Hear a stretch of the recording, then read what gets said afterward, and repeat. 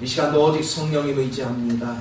영광을 받으시고 풍성함을 덧입게 하여 주옵소서. 찬양을 주께 드리며 주 예수님의 이름으로 기도하옵나이다. 아멘. 할렐루야. 하나님은 여러분을 뜨겁게 사랑하십니다. 시편 66편을 봅니다.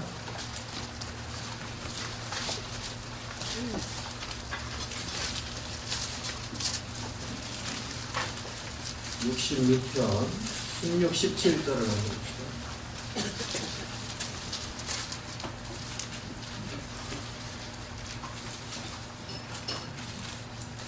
자, 우리 한 목소리로 읽습니다. 시작.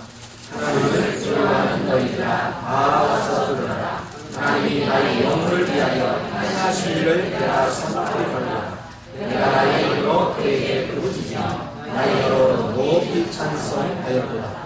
아멘. 이 시편 63편에서 67편까지 내용을 가지고 같이 은혜를 나누고자 합니다. 시편 63편에 보면 하나님의 집에 있는, 그리고 하나님의 집에서 그리스도의 관계에 있는 모든 걸 누리는 그런 성도들의 기쁨을 노래하고 있어요. 그리고 64, 65편을 통해서 그런 하나님이 우리 생활을 어떻게 돌보고 계십니다 하는 것들을 쭉 다뤄주시고, 그런 와중에 66편에 가서는 하나님이 우리에게 필요한 걸 공급하심과 동시에 또 한편에서 우리를 다루셔요. 아주 심하게 다루셔요.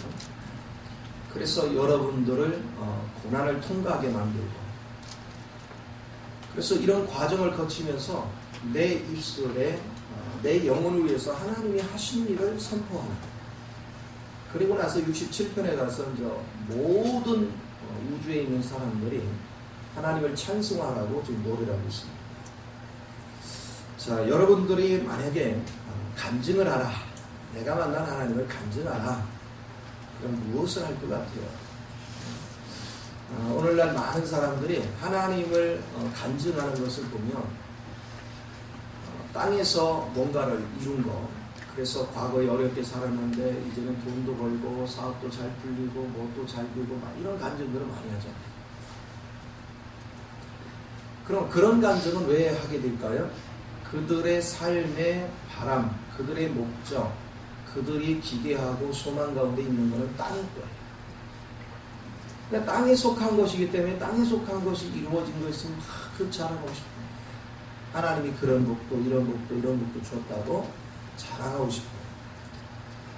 그런데 오늘 본문의 시편 기자는 내 영혼을 위하여 행하신 일을 선포하리라 그랬어요. 자, 여러분은 이 세상에서 아무리 잘 돼봤자 여러분이 육신의 몸이 살아있는 동안만 필요한 거예요. 그런데 우리가 새 예루살렘 성의 건축재료가 되어 있으면 여러분은 영원토록 완전한 것으로 준비되는 것이죠. 그러면 이 소망 가운데 사는 성도들은 무엇을 자랑하겠어요? 바로 새 예루살렘 성에 들어갈 수 있는 모든 영적 성장을 이루게 하신 그 하나님을 자랑하겠죠. 오늘날도 많은 사람들이, 참 안타까운 것은 주님은 날마다 나를 영적으로 바르게 세워가지고 그리스도의 충만한 분량까지 자라게 해서 새 예루살렘 성의 영원한 그리스도의 몸을 이루는 그런 지체로 세워가기를 원하시고 계시고, 그리고 그렇게 만들어가고 계세요. 그리고 여러분이 그렇게 세워지면 세워질수록 여러분은 원수마귀를 이기는 힘이 있죠. 그리고 세상을 다스리고 통치할 수 있는 능력이 있죠. 그러니 얼마나 행복하겠어요. 그런데 간증을 하는 것을 보면 그런 얘기들을 대해서 하는 사람이 많지가 않다. 그게 비극이죠. 하나님이 보실 때는 가장 큰 비극입니다. 그래서 왜 그러냐면 내 백성들이 하나님이 하시는 의도를 모르기 때문에 간증이 없는 거예요. 하나님이 하시는 참된 일이 무엇인지를 알면 그런 간증이 있겠죠. 그래서 우리가 참으로 내 옛사람이 속한 거, 그리고 내가 세상에 유혹받을 수밖에 없는, 그리고 사단에 오염되어 있는 그런 내용물들을 하나님이 하나 처리하면서 그리스도의 성분으로 나를 변화시켜 갈 때마다 내가 땅의 거에 휩쓸리지 않고 하늘의 세계가 보여지고 만져지고 누려지고, 그리고 그 안에서 자라가는 나의 모습을 발견하면 여러분 삶이 얼마나 재밌겠어요. 그렇죠? 여러분이 간증하는 것마다 세상 사람은 도저히 볼 수도 없고 깨달을 수도 없는 그런 내용을 논할 수 있는, 가장 가치 있는 것이잖아요. 이런 것들은 영원히 변질되지 않습니다. 영원히 없어지지 않습니다. 불행하게도 예수 믿는다는 사람들을 들여다보면 이런 영적인 세계에 대해서 관심 있는 사람이 많지 않다. 예수를 믿어도 이 땅에서 잘 먹고 잘 사는 데 초점을 두고 있지, 내 영혼이 주님의 나라에서 주님의 신부로 세워지는 건축 재료로서 완전하게 만들어져가는 그런 것을 바라보고 그런 거를 누리면서 즐겨하는 사람은 많지 않더라는 거죠.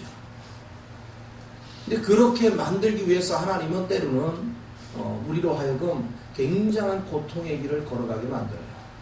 그런데 그 고통의 길을 내가 좀 영적으로 성숙하고 자라가면서 하나님의 앞에서 신부로서 건축 재료로 준비되는 것에 대해서 분명하게 자신을 볼 줄 알면 그 고난 자체가 기쁨이 되죠.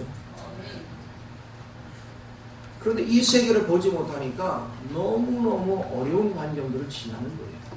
그래서 여러분들이 앞에서 시편 66편 앞부분을 좀 읽어봅시다. 7절부터 제가 볼게요. 6절부터 봐야 되겠네요. 주는 주의 힘으로 산을 씌우시며 권능으로 띠를 띠시며 바다의 설렘과 물결을 흔들림. 65편을 읽고 있어요. 66편 자 8절부터 보겠습니다. 만민들아 우리 하나님을 송축하며 그의 찬양 소리를 들리게 할지어다.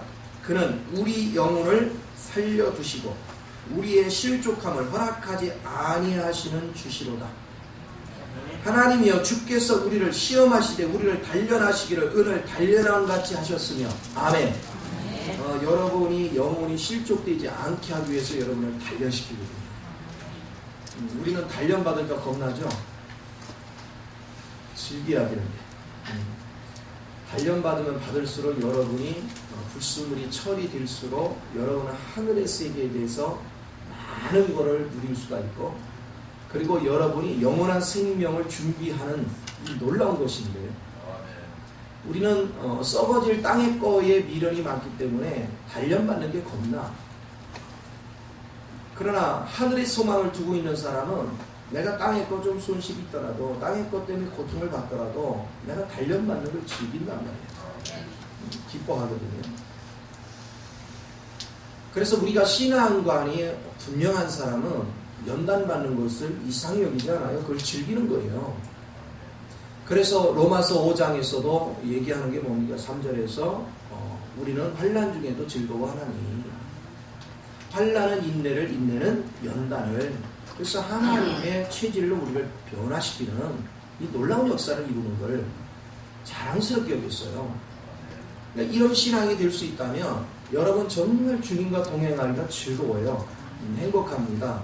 그런데 많은 사람들은 어려움 당하는 것을 견디지 못하죠. 힘들어하죠.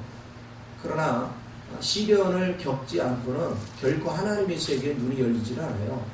영적 세계가 보여지질 않습니다. 그리고 또 시련을 통과한다 해도 내가 영적인 그 소망이 하늘에 없으면 더 악이 쌓여요. 내 속에. 땅의 거에 바라보고 있으면 여러분 더 악이 쌓여요. 그런데 고난을 통과해도 소망, 하늘의 소망을 두고 있는 사람은 여러분이 그런 과정을 갈 때마다 더욱더 육에 속한 걸 버려요.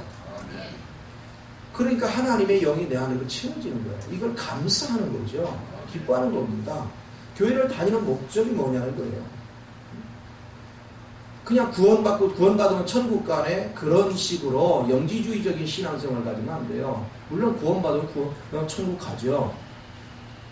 새하늘과 새 땅으로 가죠. 천국을 가는 게 아니고.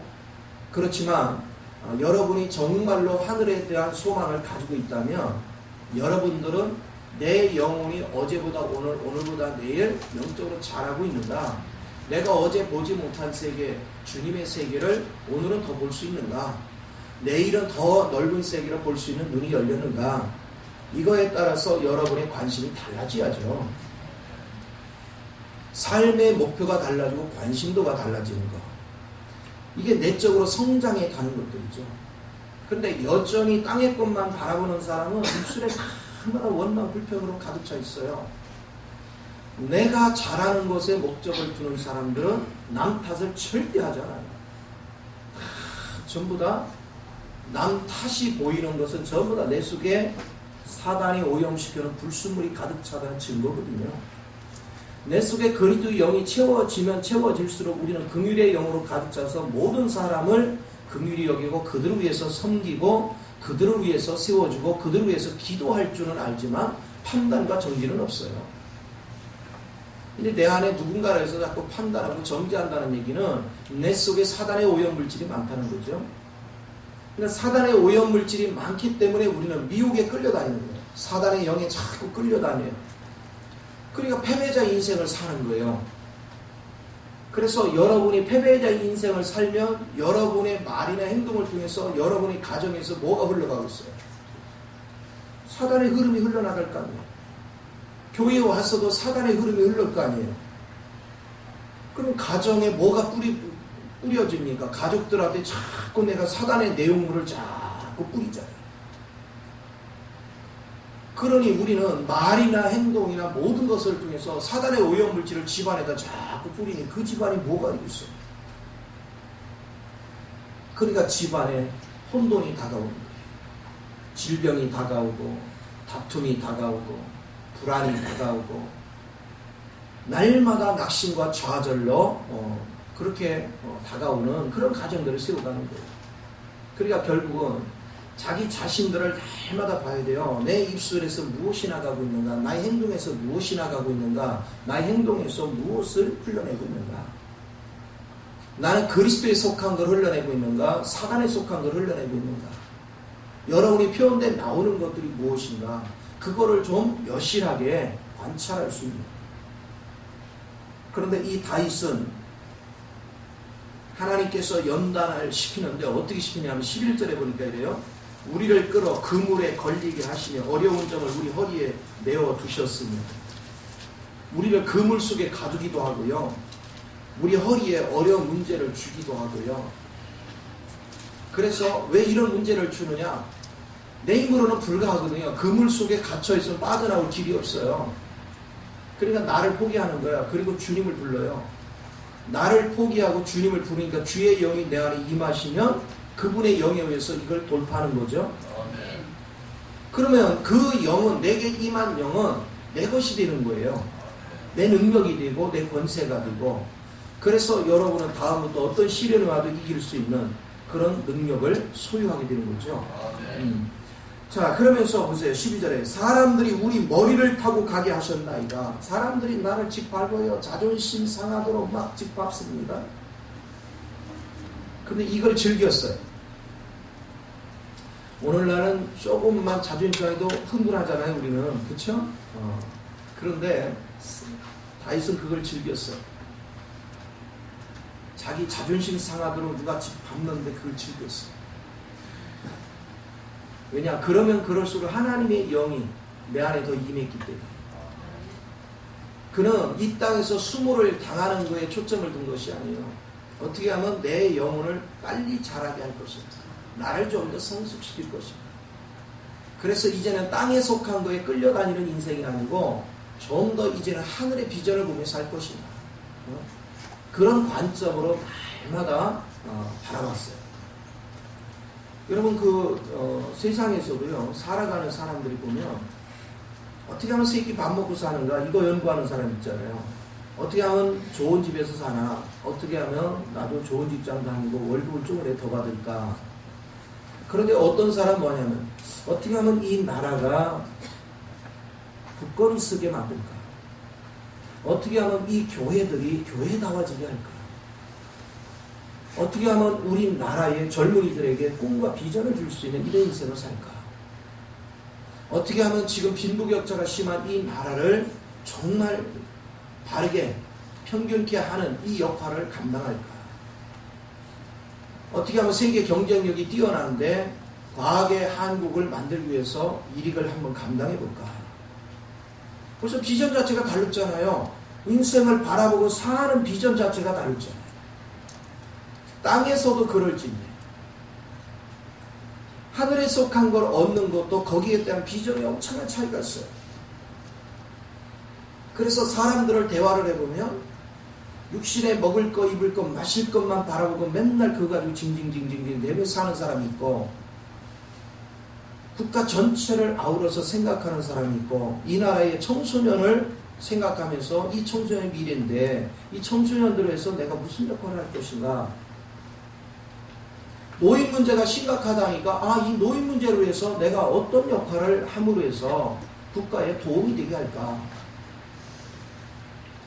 지금은 저출산 때문에 심각한 문제가 도래하고 있는데 이 문제를 해결할 수 있는 기책은 없을까? 내가 이런 문제를 해결할 수 있는 어떤 노선에 한번 서봐야 되겠다 하고 꿈을 꾸는, 국가 전체를 생각하고 민족의 장래를 생각하고 세계적인 경쟁력을 생각하면서 꿈을 꾸는 사람. 우리는 어디에 속해 있는가? 우리가 신앙생활을 하는데 좀 교회 가서 그냥 편안하게 그냥 쉽게 신앙생활 했으면 좋겠다 하는 사람이 있고, 정말로 교회만이 소망이구나, 교회가 교회대가 만들고 그래야 청소년 문제나 국가적인 모든 난제를 해결할 수 있겠구나, 내가 그거에 하나의 미랄이 돼서 어떤 역할을 할 것인가, 그걸 꿈을 꿀 수 있는 사람, 그런 비전을 바라보고 인생을 살아가는 사람, 그런 사람은 어떤 시련이 와도 낭망하는 법이 없죠. 왜? 어차피 그것은 각오하는 거예요. 그런 시련 없이 그런 일을 어떻게 돌파해요? 그러나 그런 원대한 꿈을 가지고 살아가는 사람은 시련을 겪으면 겪을수록 그가 세상을 바라보는 안목이 달라져요. 세상에 대해서 많이 알아져요. 여러분 보세요. 청소년 문제를 뛰어들어 보지 않은 사람 청소년을 몰라요. 청소년 문제 속에 뛰어들어가서 보면 그들의 세계가 알아져요. 노인 문제 속에 들어가서 보면 그 세계가 알아져요. 노사 문제에 뛰어들어가 보면 그 세계가 알아져요. 학교 교육 문제의 심각성, 이 속에 뛰어들어가서 보면 그 문제가 알아져요. 결손 가정으로 해서 지금 가출 청소년들이 굉장히 많은데 이 세계 속에 들어가 봐야 그들의 심령이 알아져요. 그 속에 들어가지 않은 사람은 그냥 단순하게 저놈의 새끼들 지금 몇 살인데 아직도 저런 버르장을 이렇게만 욕하고 있어요. 사실 그들을 내몬 것은 어른들이 한 겁니다. 그러니까 우리가 어떤 이상을 가지고 인생을 사느냐는 거예요. 어떤 가치 있는 인생을 바라보고 사는가. 그래서 자기 영혼을 위해서 선포하는 내용은 내가 하루하루 살아가는 것이 내 한 사람의 먹고 사는 문제의 문제가 아니고 어떻게 하면 내가 이 사회의 일원으로서 나의 가치를 부여할 것인가. 또 내가 주님 나라 백성답게 주님 나라 백성으로서 내가 어떤 역할을 감당하는 그런 위치에 있는가. 우리는 최소한도요 책임 있는 위치에 있어요. 자기 역할을 감당할 줄. 이것이 대단히 중요하잖아요. 우리는 남 욕만 했지 그 현장에 뛰어들어서 그 문제를 수습하고 해결하고 그 문제를 변화시키기 위한 주도적인 역할을 하는 일은 게을리하잖아요. 우리가 운동선수들이 열심히 운동하면 가가지고 운동장에서 막 응원하는 잘하는데 그 현장에 뛰어들어서 자기가 선수가 되는 건 싫어하잖아요. 이번에 올림픽에서도 보면 메달 못 따면 그냥 욕을 막 바가지로 하잖아요. 남자 특별히 쇼트트랙 뭡니까 그거? 그거 금메달 하나도 못 땄잖아요 남자들이. 그러니까 막 난리가 나서 욕들을 하고 뭐 어쩌고 저쩌고. 그 4년간을 애쓰고 수고하고 정말 모든 걸 투자해서 뛰었는데 메달 못 딴 그 심정은 우리보다 개들이 더 심각하죠. 격려해 줄 줄 알아야죠. 용기를 줄 줄 알아야 돼요. 우리는 자꾸 의식적으로 비판하고 정죄에 길들여졌어요. 그들의 애타는 마음에 격려하고 그 가족들의 마음이 어떤지 그걸 어루만져주고 쓸어주고 격려해줘서 다음에는 더 용기를 가지고 뛸 수 있는 그런 계기를 만들어줄 수 있다면 얼마나 아름다운 역사가 있겠어요. 과연 여러분은 무엇으로 인해서 비전을 가지고 삽니까? 여러분의 인생의 가치관은 어디에 있습니까? 내가 자녀들을 기르는데 이 자녀들이 가치가 어디 있느냐는 대화를 해보면요. 그 자녀들이 추구하는 세계가 새끼 밥 먹고 살기 위한 데 목적을 두고 있으면 아마 어디 가서나 그를 인정하지 않을 거예요. 그런데 뭔가 다릅니다. 새끼 밥 먹고야 당연히 살아야 하는 거지만 그 이상의 꼴을 꿈을 꾸고 그 이상을 위해서 그런데 그 이상을 꿈꾸는 게 자기 이득을 위한 것이 아니라 이 사회에 영향을 끼치는 거예요. 사회를 섬기는 거예요. 사회를 변화시키는 거예요. 내 민족을 위해서 내 나라를 위해서 주님의 나라를 위해서 뭔가를 해보겠다는 비전을 갖는 거죠. 우리가 우리 영혼을 위하여 하나님이 행하신 그 일을 선포하는 일. 과연 나는 주님에 대해서 주님과 내가 예수를 믿고 나서 예수를 함께 살았다는 증거를 사람들한테 그 만난 예수에 대해서 증거를 한다면 여러분은 무엇을 말하고 있을까? 내가 주님을 만나고 주님을 살아보니까 주님은 우주를 움직이시더라. 그리고 그 우주 안에서 주님은 사단에 의해서 올무에 걸쳐있는 수없는 죽어가는 하나님의 형상대로 만들었지만 타락돼서 다 병들어 지워가는 그 수없는 영혼을 건지기 위해서 이 땅에 오시고 그 원대한 꿈을 지금 이루어 가시는데 내가 주님을 만나보니까 그 세계를 알았다. 주님이 무슨 비전을 가지신지 인류의 모든 영혼들을 구원하기 위해서 주님께서 어떤 역할을 하고 계시는지 그것을 발견하니까 뭐합니까? 나도 주님을 도와서 주님과 함께 연합해서 나도 그 일에 동참고자 하는 그 비전을 가질 수 있는 사람. 그것이 우리의 간증이 되어야 돼요. 그것이 우리가 주님 앞에서 간증이 있어야 돼요. 무엇을 위해서 간증하는 것인가?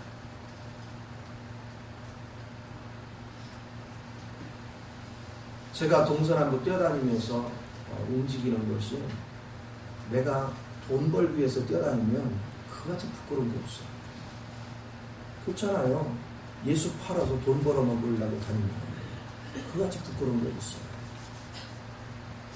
그런데 내게 고난이 와도 내게 불편함이 와도 내게 고통이 와도 주님이 하시는 그 사역에 나도 동참을 해서 주님과 동역하면서 주님의 뜻을 받들어 그리고 주님의 일에 동참을 해서 그 일이 잘 되어질 수 있는 일에 주님과 함께 한다는 거, 그 자부심. 그 은혜가 가장 가치가 있는 거 아니에요? 그 은혜가 나를 돋보이게 하고 기쁘게 합니다.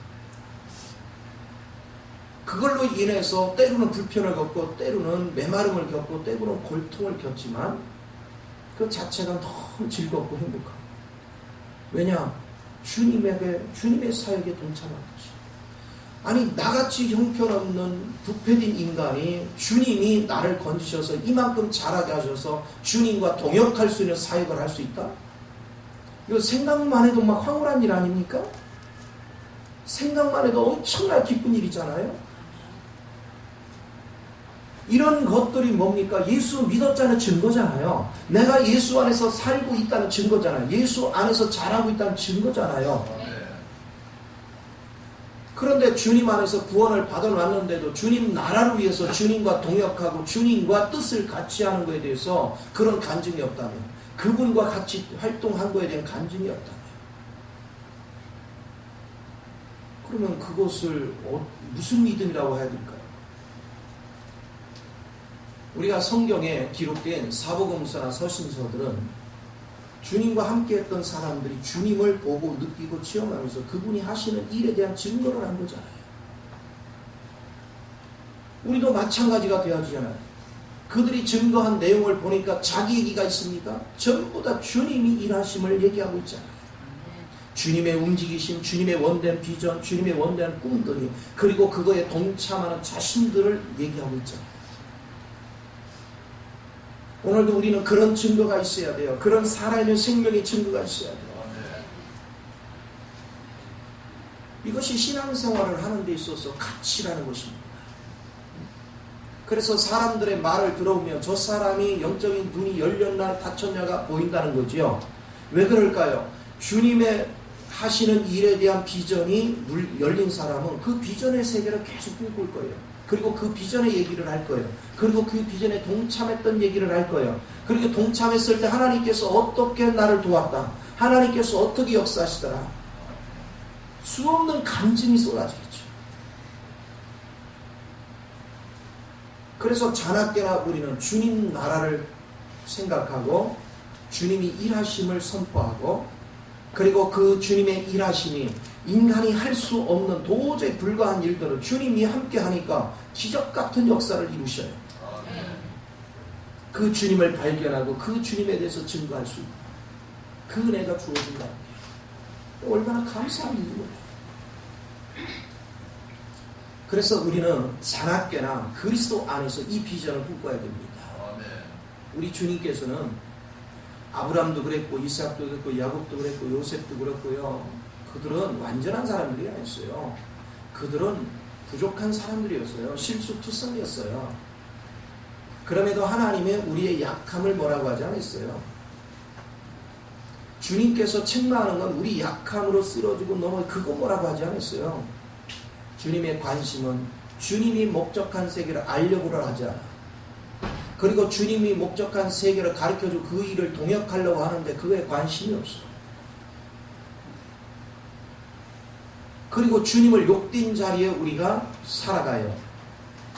하나님은 그런 거에 대해서 책망하셨죠. 그런 거를 진노하시는 거예요. 오늘 우리가 하나님의 비전을 알고 주님과 그 길을 같이 가려고 마음을 먹고 어떤 시련과 아픔이 있어도 주님이 내 속에서 역사하시는 대로 어떤 죽음의 터널을 해도 지나는 것을 두려워하지 않는다면 하나님께서 나를 지키십니다. 하나님이 나를 돌봐주셔요. 어떤 시련의 길을 걸어가도 오히려 그 시련의 길을 통과할 때마다 하나님은 그걸 이길 수 있는 능력을 내 안에 부어주셔서 그 과정을 통과하고 나면 훨씬 성숙한, 훨씬 능력 있는, 훨씬 권세 있는 그런 사람으로 변화시켜 간단 말이에요. 그러니까 우리는 시련의 길을 통과하는 걸 두려워하지 않는 이유는 뭐냐? 그 길을 통과하는 것에 주님이 함께 하시면 반드시 통과가 되고, 통과하고 나면 우리는 더욱더 주님과 연합된다는 사실이에요. 그래서 주님이 원하는 세계에, 주님이 원하는 새 예루살렘 도성에 내가 더 가까이 간다는 것입니다. 더 가까이. 그러니까 그걸 즐거워하잖아요. 히브리서 11장에서 그 순교당하는 수없는 사람들이 왜 순교를 마다하지 않고 그 순교의 길을 갔습니까? 바로 하늘의 도성을 바라봤다는 거예요. 그 도성이 뭡니까? 새 예루살렘 성이잖아요. 오늘 그 세계를 꿈꿀 줄 아는 거예요. 그래서 여러분이 인생의 가치라는 것은 땅에 있는 것이 아닙니다. 어떻게 하면 하늘의 뜻을 이룰 것인가, 어떻게 하면 하늘의 비전을 따라서 그 일을 이루기 위해서 헌신의 삶을 살 것인가, 그거를 계속 바라보고 그것을 꿈꾸는 거예요. 오직 이것이 가장 기뻐하는 거예요. 저는 이 길을 보고 나니까 제가 자녀들을 이렇게 보고 있는데요. 만약에 우리 자녀들이 먹을 거, 입을 거, 마실 거 그런 걱정이나 하고 있고 그런다면요, 저는 그날부터 단돈 1원도 지원을 안 해요. 그래서 이렇게 밥 먹고 살려면요, 얼마나 뛰어다니면서 자기 일해서 먹고 사는데 거기다 왜 투자를? 그 누구나 할 수 있는. 그런데 꿈을 꾸는 거예요. 어떻게 하면 하나님의 지경을 넓힐 것인가? 어떻게 하나님의 비전이 내 비전이 되게 할까? 어떻게 하면 나를 통해서 하나님이 이루시고자 하는 그 뜻들을 펼쳐나가게 할 것인가? 자녀들의 비전이 주님 안에서 그런 비전을 꿈꾸기 시작하면 저는 그걸 돕기 위해서 최선을 다해요. 그리고 그걸 놓고 하나님께 간구합니다. 하나님, 주님이 기뻐하는 저 사역 위에 저가 꿈을 꾸고 있습니다. 그러나 저 혼자는 도저히 불가하오니 주의 영이 저를 사로잡아서 저를 이끌어 주시고 저로 하여금 저를 도울 수 있는 물질의 후원이라든가 갖가지 재능을 지원할 수 있는 은혜를 도와소서.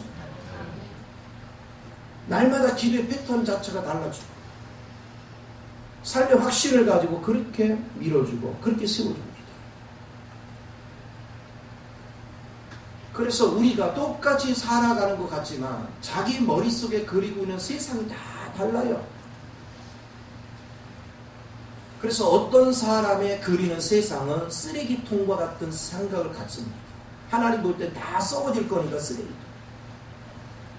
그런데 어떤 사람은 하늘의 엄청난 영광의 비전의 꿈을 가지고 삽니다. 여러분은 어느 방향입니까? 지금 내 영혼에 대해서 간증을 해야 되는데 나는 어느 방향으로 자라고 있는가? 나는 주님 앞에서 어떤 영혼으로 성숙돼 가고 있는가? 우리 이걸 노래할 줄 알아야 돼. 이 가치. 시편에서도 성경의 기자들이요 계속 하는 얘기가 뭡니까? 주님께서 애굽에 있는 종살이하는 자기 백성들을 어떻게 그들을 거기서 해방시키고 그분이 어떤 기사와 이적과 어떤 능력으로 어떤 마음을 가지고 내 백성을 끄집어내고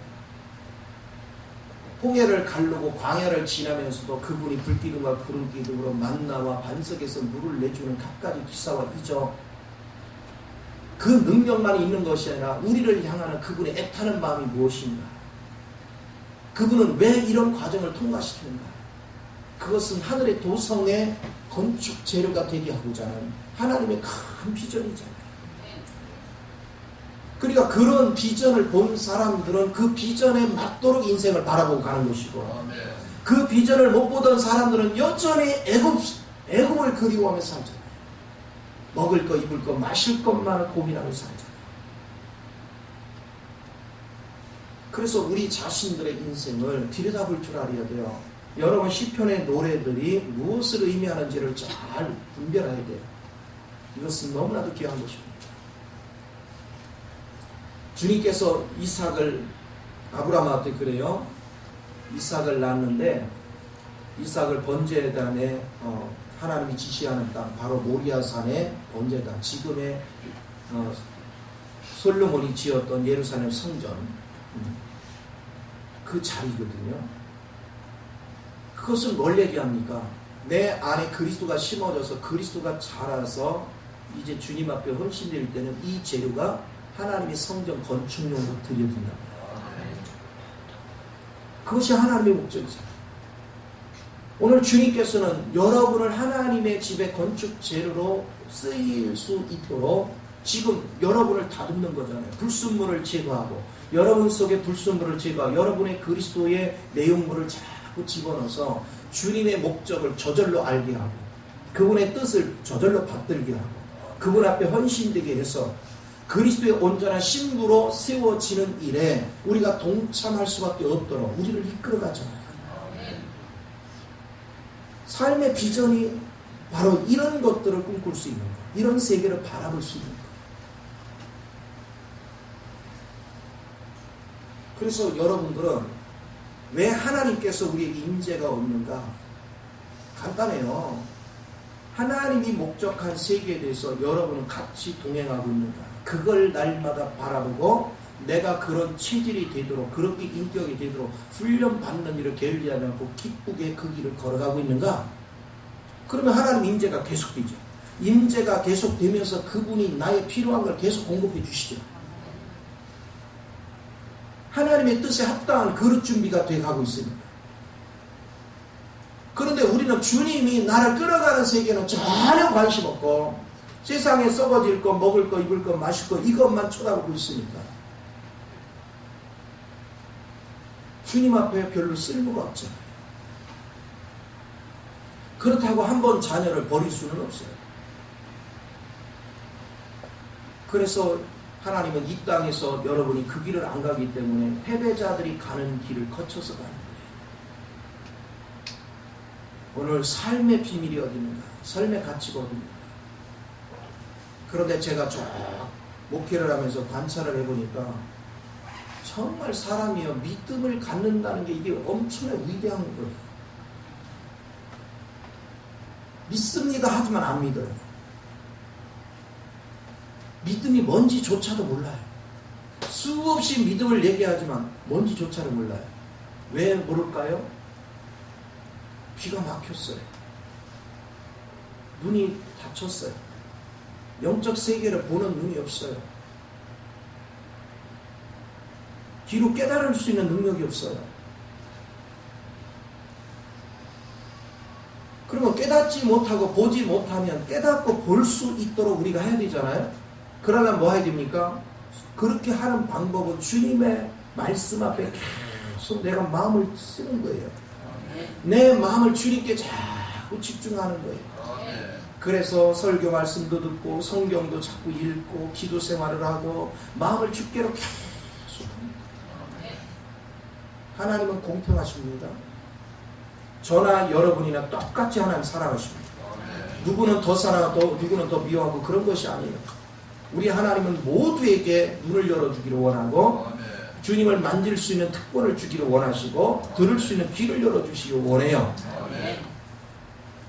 그런데 열심히 주님 앞에서 훈련 받는 사람은 그 길이 빨리 열릴 것이고 훈련 받기 싫어서 이리 도망가고 저리 도망가고 딴짓을 자꾸 하는 사람은 평생 가도 안 열리는 거죠. 여러분 입술에 간증이 뭐가 있습니까?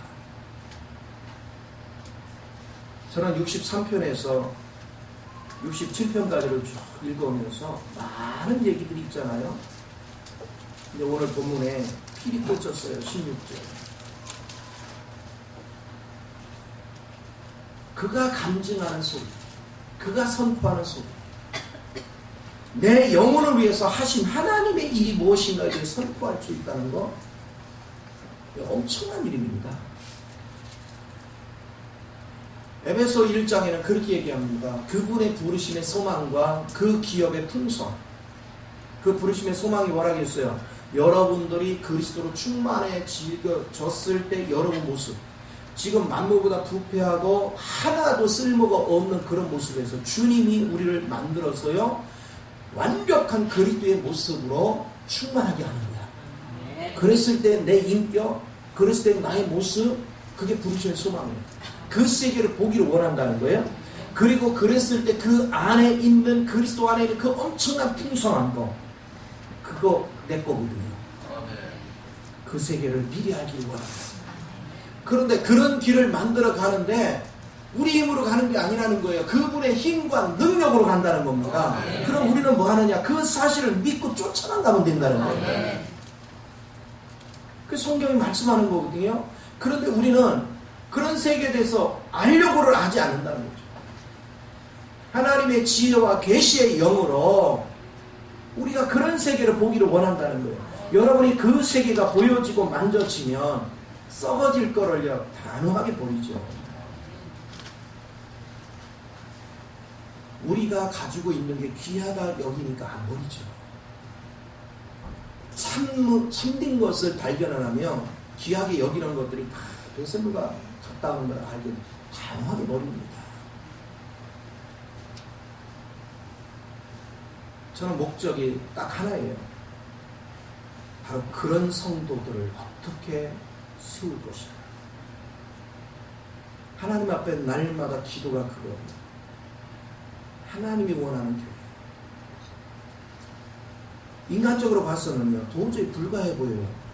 왜 그러냐면 목회를 하면 할수록요 그런 세계에 대해서 눈을 뜨고 그 길을 따라가는 사람은요 100명에 1명 있을까 말까 할 정도로 어렵다는 걸 알아요. 그래서 사람들이 시작했던 사람들도 중간에 포기하는 걸 많이 봐요. 왜냐하면 그렇게 하려니까 끝까지 하는 건 내가 배고픈 거야, 내가 고달픈 거야, 내가 힘든 거야. 그래서 포기하더라. 그런데 여태 해온 것이 억울해서라도 가야 되겠다. 끝까지. 할렐루야. 이제 뭐 기회봤자 뭐 62년밖에 안 남았는데 가는 데까지 가보자. 할렐루야. 그렇게 계속 전진하는 거예요. 나한테요 조언하는 사람 많아요. 그렇게 해가지고 교회가 되느냐고. 상관없어요. 교회 안 돼도. 나는 주님의 뜻과 일치만 되면요 그 길 가기로 원해요. 그리고 주님이 요한복음 6장 30절에 말씀하시더라고. 아버지께서 내게로 이끌 자 아니면 올 자가 없다.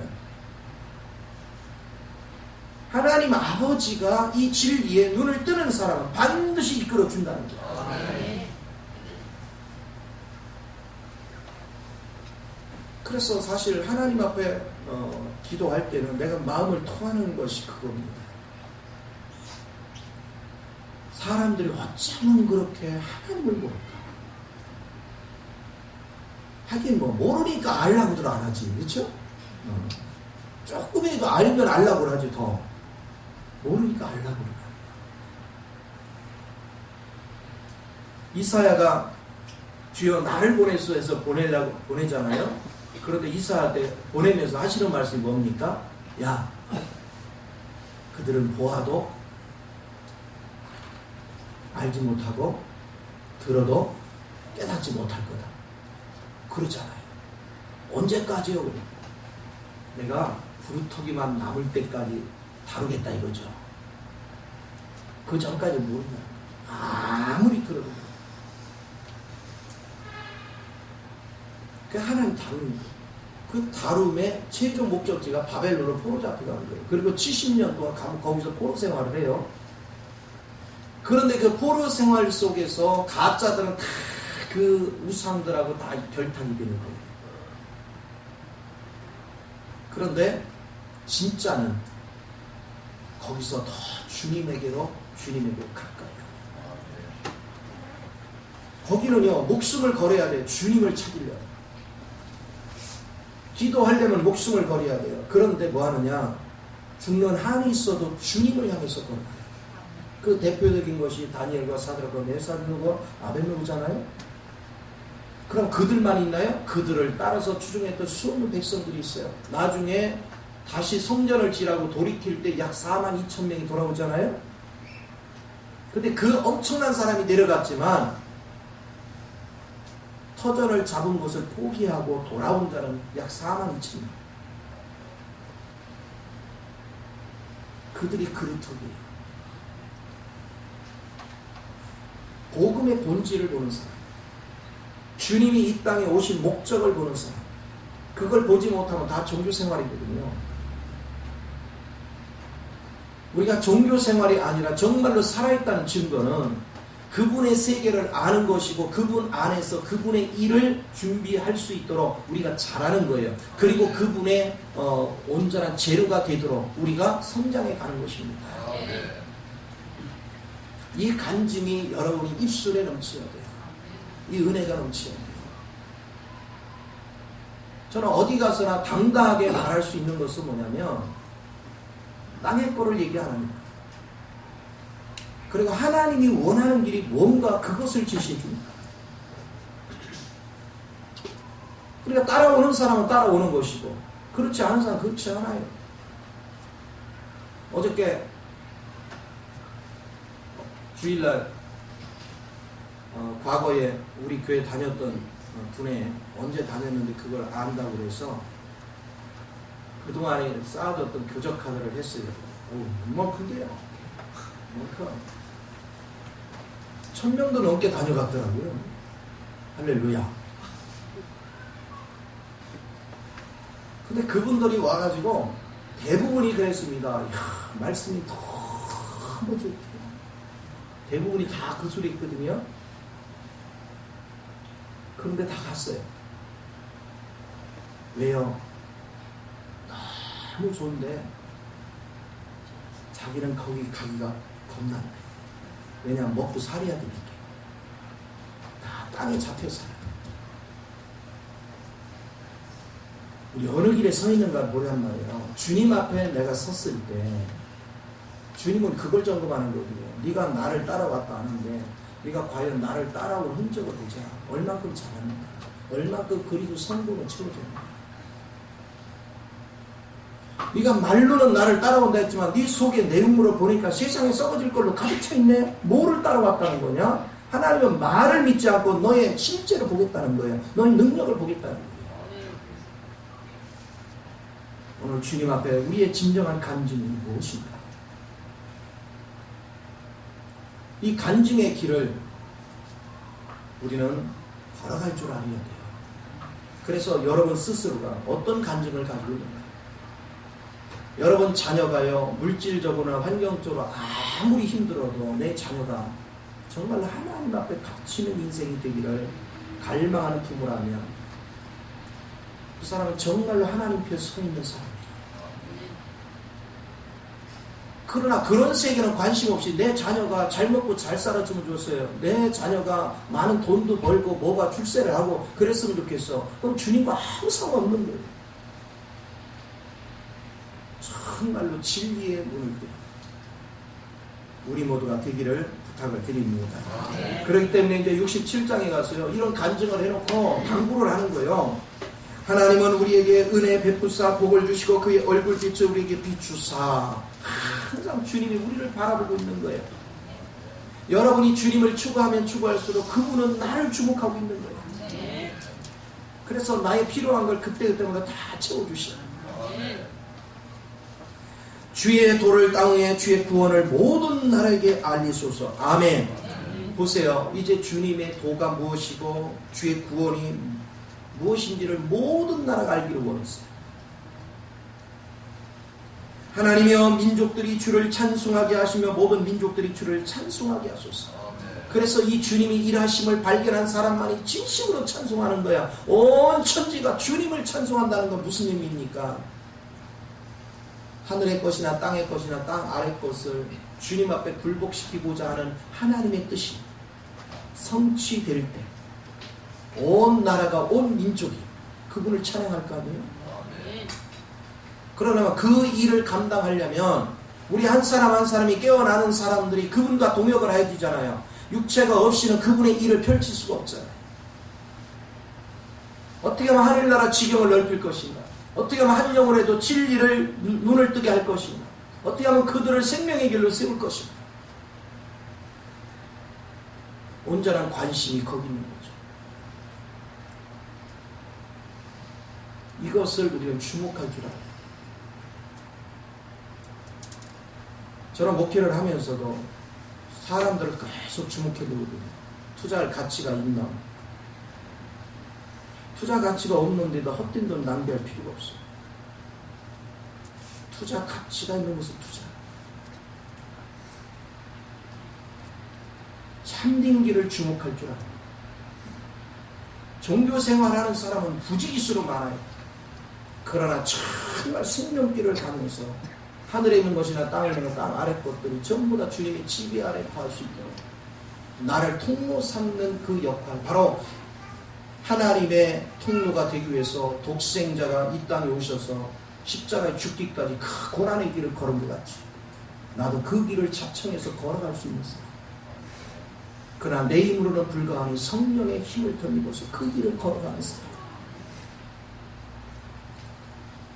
하나님이 그런 사람을 통해서 역사하잖아요. 오늘 우리는 그 길을 바라보는 것이 너무나 중요합니다. 그래서 4절에 보세요. 온 백성은 기쁘고 즐겁게 노래할지니 주는 민족들을 공평히 심판하시며 땅의 나라들을 다스릴 것이니라. 하나님이여 민족들이 주를 찬송하게 하시며 모든 민족으로 주를 찬송케 하소서. 여러분들이여 주님 안에서 성숙되면 온 세상을 주님과 더불어 통치하고 다스리는 거예요. 놀라운 변화를 주도합니다. 그래서 예수 잘 믿는 게 손해보는 게 아닙니다. 예수 잘 믿는 것이 여러분이 세상에서 망하는 것이 아닙니다. 그게 진정한 성공입니다.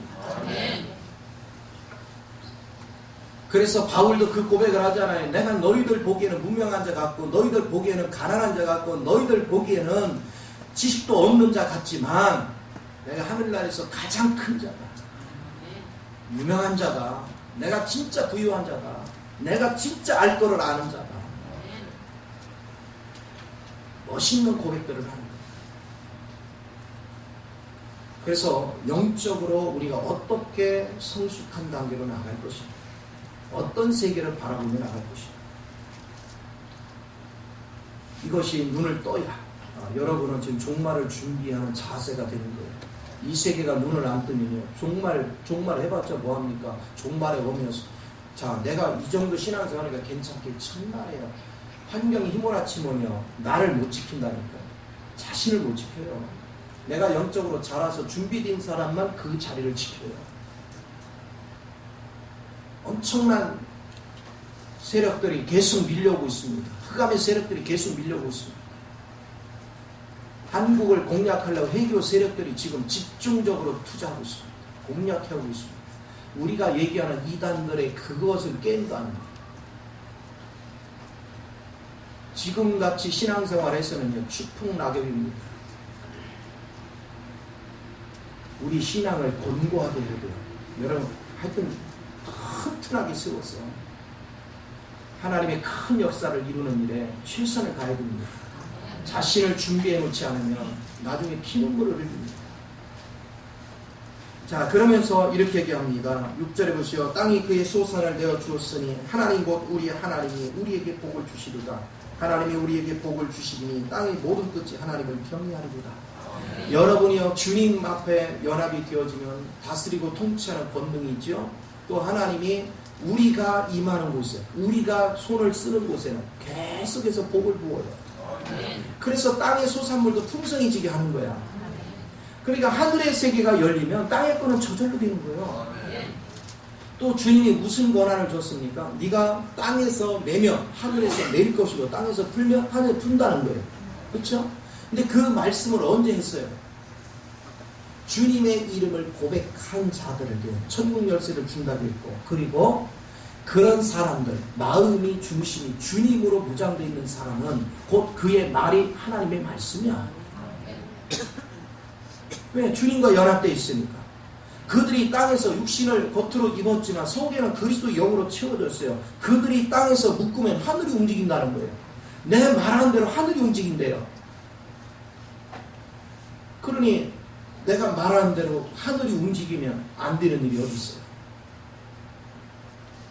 그러니까 우리는 그런 비전을 보고 그런 세계를 바라보고 그것을 꿈꾸면서 걸어갈 줄 알아요. 그러나 왜 힘드느냐? 사람들이 지각이 열린 사람이 없기 때문에 힘들어요. 목이 터져라 외치지만 여전히 이론적으로만 듣고 있지요. 또 그렇게 살기를 갈망을 하는데 몸은 안 가요. 정작 내 것을 포기해야 될 때 안 포기해요. 왜 그러냐? 그래도 내 육신이 있는 동안 이게 있어요. 근데 주님은 뭐라고 말씀해요? 그거 놔. 그리고 나 쫓아와. 내가 책임져 줄게. 근데 사람들은요, 못 놔. 죽을 것 같아요. 믿는 사람은요, 과감히 놔버려요. 그리고 주님 뺑 믿고 가요. 잠시 고난인 것 같지만 다 살잖아요. 오히려 더 멋지게 살아요. 뭐에 매여서 묶여 사는 것보다 훨씬 멋지게 살아요. 그 즐거운 거예요. 오늘 여러분의 간증에는 무엇을 하고 있는가 한번 생각해 보십시오. 오늘날 여러분의 관심사항이 무엇입니까? 여러분이 바라보는 세계가 무엇입니까? 이것을 깊이 인식을 해야 돼요. 저는 요즘 우리 청년들이 이제 결혼을 해서 자식들을 낳잖아요. 한편에서는 굉장히 감사하고 반가워요. 한편에서는 마음이 무거워요. 쟤들이 어른으로 성장할 때쯤이면 세상은 훨씬 어려울 텐데 그 모든 어려운 것을 이길 수 있는 영성으로 교육을 시켜야 될 텐데 부모들을 보면 전혀 의식이 없어요. 그러니 무슨 재주로 자식들을 바르게 교육시키겠어요? 그 아이들이 큰 아이들이 될 때쯤이면요, 정말 지금도 악이 만연한데 이거 하는 게임이 안 될 정도로 악이 만연할 텐데 그 아이들을 어떻게 지켜낼 거예요? 근데 부모가 천하태평. 자식을 낳는 것으로 끝나는 게 아니라 이 자식을 끝까지 책임지는 자세가 필요합니다. 그러려면 내 힘으로는 어떻게 하는 방법이 없잖아요. 주님의 은혜밖에 없잖아요. 그래서 부모가 하나님 앞에 매일 매달려서 하나님의 은혜의 통로가 돼줘야 자식도 견고하게 쓰고 자신도 살고 집안을 살리지. 근데 이런 거에 그냥 갈망이 없어. 내가 이렇게 보면 열정으로 말씀을 듣고자 하지도 않고 열정으로 성경을 읽지도 않고 열정으로 기도도 없어. 그냥 막연하게 어떻게 되겠지. 한편에서는 마음이 무거워져. 아파요. 오늘 여러분 어떻게 하는 게 바른 인생 길인가를 밝히보란 말이에요. 앞으로 헤쳐나갈 길은 엄청납니다. 이 길에 영적으로 눈을 떠서 참된 세계를 열어가는 우리 모두가 되기를 예수 이름으로 축원을 드립니다. 기도하겠습니다. 좋으신 아버지, 크신 은혜와 사랑을 감사를 드립니다. 참으로 사랑하는 자녀들을 축복하시고 기름 부으셔서 무엇이 생명의 길인가를 밝히고